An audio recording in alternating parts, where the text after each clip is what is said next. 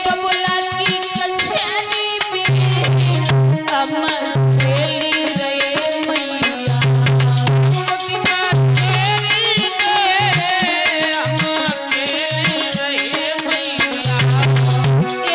बबुला की कचहरी में दो खेली रहे भैया।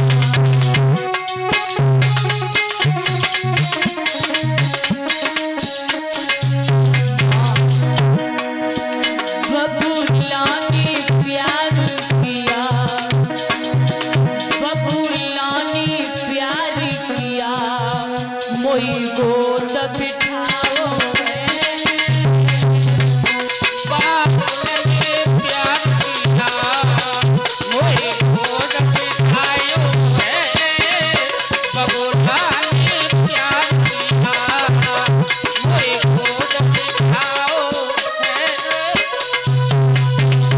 जवाब दिया सुनीति ने, बेटा तो बात क्या है, बात बता। ध्रुव बोले माँ, जब हम दोनों भाई उत्तम और हम दोनों भाई राजा की कचहरी में खेल रहे थे तो पिता ने मुझे देखा, तो पिता ने मुझे गोदी में बैठा लिया। भैया उत्तम को खड़ा कर लिया पास में, लेकिन मौसी आई, मौसी ने आकर के ऐसा धक्का दिया, मुझे जमीन पर मार दिया। मैया दुख इस बात का नहीं कि मौसी ने धक्का मार दिया। मौसी ने कहा था कि ओरे मूर्ख बालक, अगर तुझे इस राजगद्दी पर बैठना है तो जाकर के भगवान का भजन कर और शरीर को त्याग और मेरे गर्भ से जन्म लेना, तब इस राजगद्दी के लायक होगा। माँ दुख इस बात का नहीं है, दुख सिर्फ मुझे इस बात का है कि मेरी मौसी मुझसे बुरा भला कहती रही, लेकिन मेरे पिता ने कोई जवाब नहीं दिया। सुनीति बोली, लाला क्या पागल हो गया है तू? बेटा तू रोना, अगर तेरे पिता होते तो कहते वो तेरे पिता नहीं है। ध्रुव बोले माँ फिर मेरा पिता कौन है? तो सुनीति बोली, बेटा तेरा पिता वो है कड़कड़ में वास करने वाला है, तीनों लोकों का स्वामी अंतर्यामी है, वो तेरा पिता है। जवाब दिया माँ, तो मैं अपने पिता से मिलने के लिए जाऊंगा। सुनीति बोली, अभी नहीं, जब तू बड़ा हो जा तब अपने पिता से मिलने के लिए जाना। ध्रुव बोले, मैया मैं बहुत बड़ा हो गया, अभी जाऊंगा, नहीं मानूंगा। सुनीति रोकर के बोली, लाला अभी तो तू छोटो है, अबे मत जा बेटा, शेर खा जाएंगे, भालू खा जाएंगे, बंदर खा जाएंगे तुझे। जवाब दिया, माँ क्यों पागल हो गई है, जो जन्म लेकर के आया है उसे तो मरना ही है। और माँ तू मुझे आशीर्वाद दे, मैं जा रहा हूँ अपने पिता से मिलने के लिए। आज सुनीति ने ध्रुव को आशीर्वाद दियो, तो आज सुनीति ने ध्रुव को गोदी में लेकर के एक ही बात कही, तू माँ को छोड़ करके मत जा।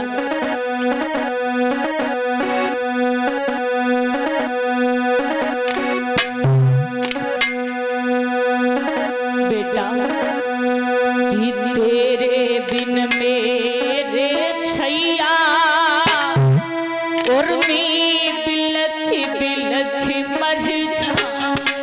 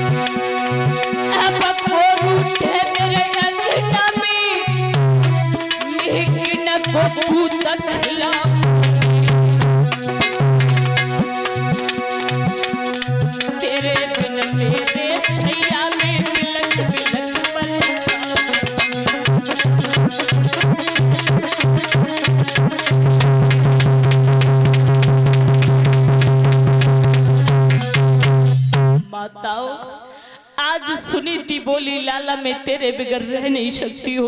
ध्रुव बोले मैया का पागल हो गई, अरे मैं जा रहा हूँ। ध्रुव ने आशीर्वाद लियो माँ से और चल दिए। ध्रुव 5 वर्ष की उम्र है मेरे श्रोताओं। ध्रुव जैसे ही तेहरी से बाहर कदम रखा, राजा उत्तानपाद को पता चला कि मेरा बेटा भगवान का भजन करने के लिए जा रहा है। कहा ए गांव वालों जाओ, जाकर के बेटा ध्रुव से कह दो कि वो भजन करने के लिए नहीं जाए। आज से उसकी माँ को और उसे बहुत सुंदर भोजन मिलेंगे। जाकर के गांव वालों ने कहा कर दो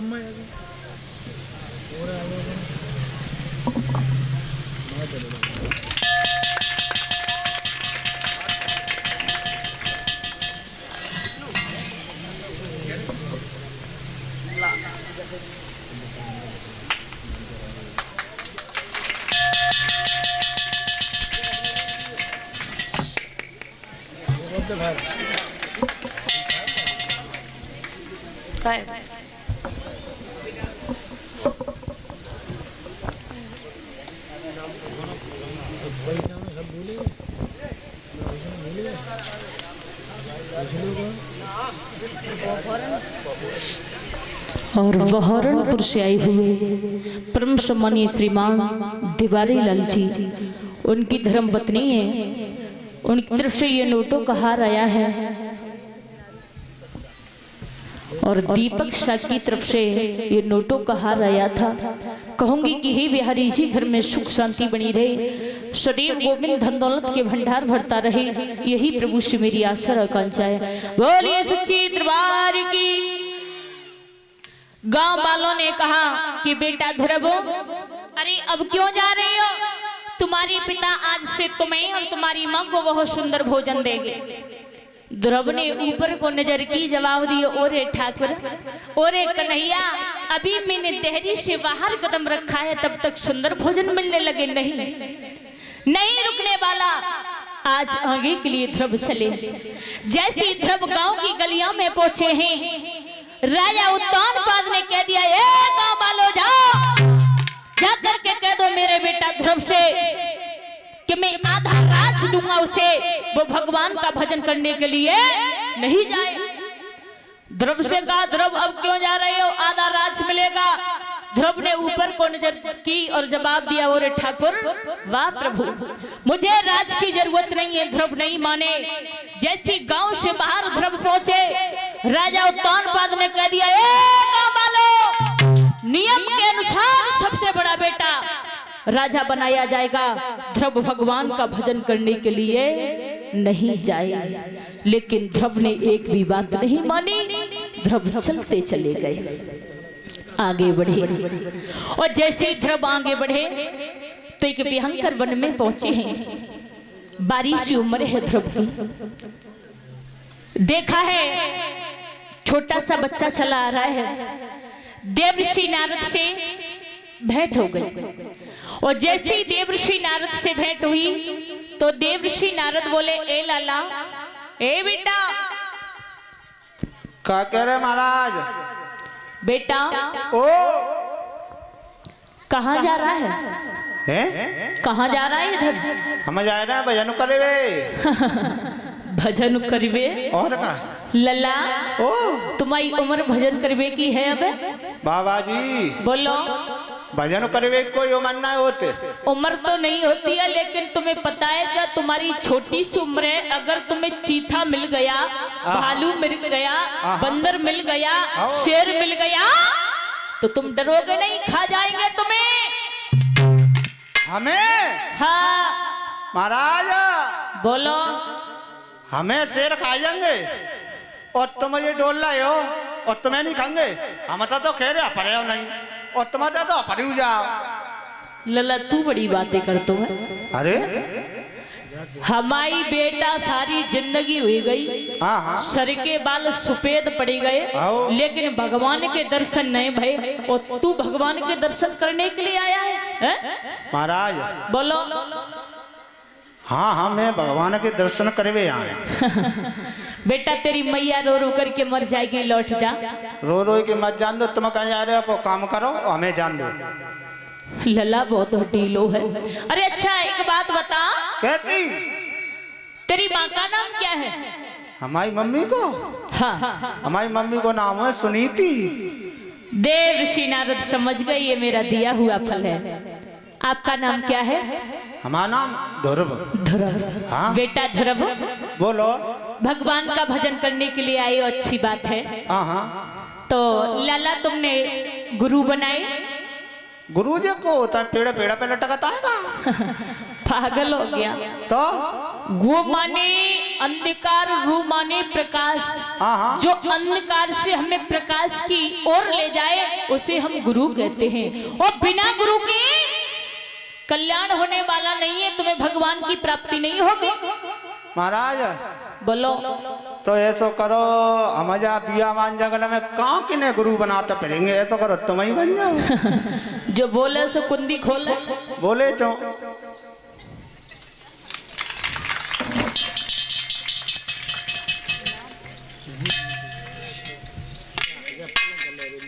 और श्रीमती मीनेश देवी जी की तरफ से ये नोटों का हार आया। ठाकुर हमेशा घर में सुख शांति बनाए रखे, स्वाग अमर रहे, यही प्रभु से मेरी आशा और आकांक्षा है। लाला ओ गुरु बना लो, बिना गुरु के कल्याण होने वाला नहीं है। तो तुम ही बन जाओ। हम आओ। तो बेटा ओ हम जो तुम्हें मंत्र दे रहे हैं, मंत्र? हाँ, देव। इस मंत्र का तुम्हें जाप करना है, ध्यान से सुनना है। आओ। याद करो। आगे बोलो। ओम ओम नमो नमो भगवते भगवते वासुदेवाय। वासु आवे। पागल होगा। काई? ध्यान से सुनो। फिर ध्यान से सुने। हाँ। बोलो। ओम ओम नमो नमो भगवते भगवते वासुदेवाय। घास खोदाए। ए पागल, घास खोदाए नहीं, वासुदेवाय। लाला तो पीछे के अक्षर आते ना। याद करो, ढंग से याद करो, तुम तो समझदार हो। तो हले हले बोलो। ओम ओम नमो नमो भगवते भगवते वासुदेवाय। वासुदेव। आएगो आएगो। बताना।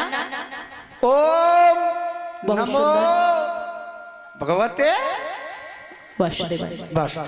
हाँ। जाओ। और तुम्हें एक बात और बता दे बेटा, का यमुना मैया के किनारे एक केत का वृक्ष है, आओ। उसी के नीचे जाकर के आसन मार करके बैठना है। ठीक है महाराज। चमकता हुआ चेहरा, चार भुजाएं, शंख चक्र गदा, गले में तुलसी की माला होगी। ये भगवान का स्वरूप होगा। ठीक है महाराज। जब भगवान की प्राप्ति हो जाए, हाँ हाँ, जब भगवान तुमसे मिलने के लिए आ जाएं, तो समझ लेना कि यही प्रभु हैं। जाओ